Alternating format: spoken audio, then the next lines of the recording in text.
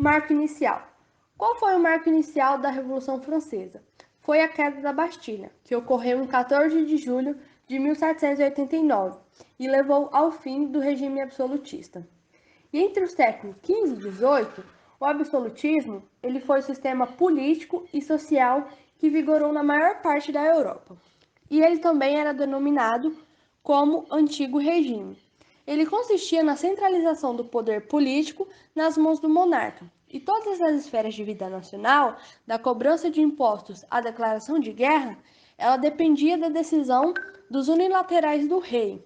E além dele, apenas a nobreza detentora de terras gozava de algum poder e prestígio social. E o sistema ele gerou muitos protestos de outras classes, e principalmente da classe da burguesia. Os burgueses, eles enriqueciam por meio das atividades como comércio e as indústrias. Embora eles estivessem acumulando crescente poder econômico, eles não tinham o poder político por conta do absolutismo. E com o tempo, o autoritarismo do rei e a insatisfação provocaram a eclosão de protestos. Transição: Idade Moderna e Idade Contemporânea. A Idade Moderna representa a época quando escurtaram-se as distâncias após os europeus se lançarem por mares, nunca antes navegados. Na Idade Moderna, teve os principais acontecimentos: as primeiras grandes navegações, o Renascimento, a Reforma Religiosa, o Absolutismo, o Iluminismo e a Revolução Francesa. A Idade Contemporânea é marcada por transformações profundas na organização da sociedade e também por conflitos de amplitude mundial. Uma característica da Idade Contemporânea foi a formação dos Estados nacionais e dos nacionalismos, que iriam estar em origem de inúmeras disputas territoriais na Europa e nas áreas coloniais. Na Revolução Francesa, o período do Terror, ou também o período dos Jacobianos, foi um período compreendido entre 5 de setembro de 1793 e 1794, onde 16.594 pessoas foram executadas durante o reinado de terror na França, sendo 2.639 mortes só em Paris. Apesar disso, há um consenso de que o número é muito maior, com cerca de 10.000 mortes que ocorreram sem julgamentos ou em prisões. A instabilidade política e o clima de desordem pioraram entre esses anos. Sob o mando de Robespierre, o chamado terror se instalou nas ruas de Paris. Várias pessoas consideradas traidoras do ideal revolucionário foram julgadas e executadas sumariamente. Várias leis de forte apelo popular foram instauradas. O trabalhamento dos preços estabelecido pela Lei do Preço Máximo tentavam controlar o processo inflacionário da economia. Vários bens da igreja e da nobreza foram vendidos em leilões públicos. O ensino público gratuito também foi outra grande medida dos revolucionários jacobianos. No plano exterior, ordenaram o fim da escravidão colonial, incentivando novos processos de independência do continente americano. Poder dos girondinos.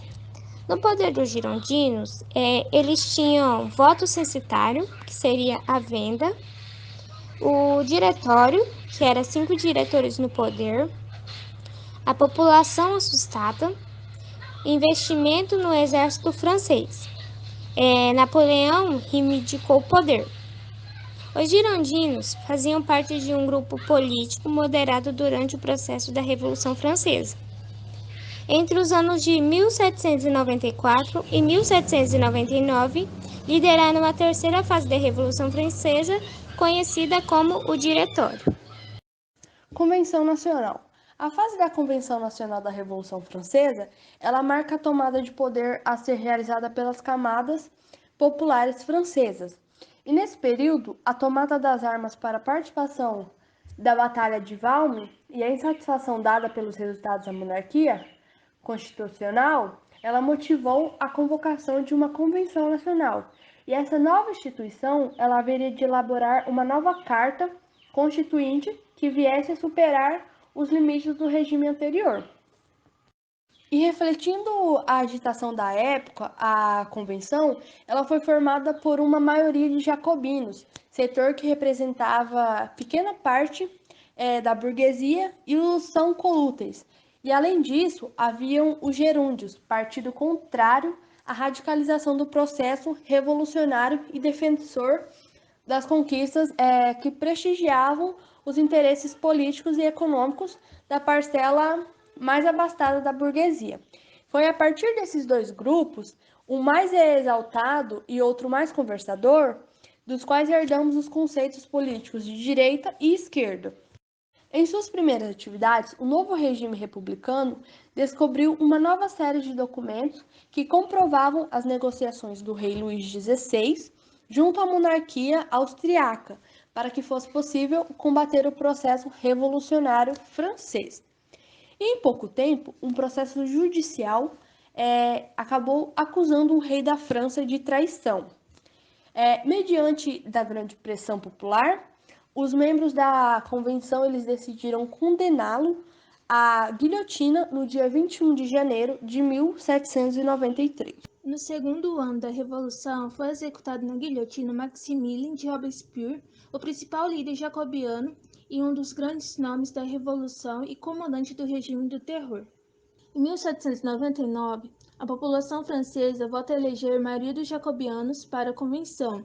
Essa volta da esquerda francesa ao poder causa temor em girondinos e burgueses. E em conjunto, estes dois grupos apelam para um novo golpe de Estado, mas desta vez não para tomar o poder, e sim para cedê-lo a um novo monarca. E não havia ninguém melhor do que o astuto comandante militar responsável pelas vitórias francesas no exterior, Napoleão Bonaparte. Em 9 de novembro de 1799, Napoleão toma o poder por meio de um golpe militar e se declara cônsul da França. Esse golpe tem o apoio da burguesia, que enxerga em Napoleão um aliado de seus interesses econômicos. Nesse momento termina a Revolução Francesa. É isso, gente. Obrigada pela atenção de vocês. Não esquece de deixar o feedback de vocês para a gente estar sempre melhorando e aprimorando. E espero que vocês tenham aprendido conosco também.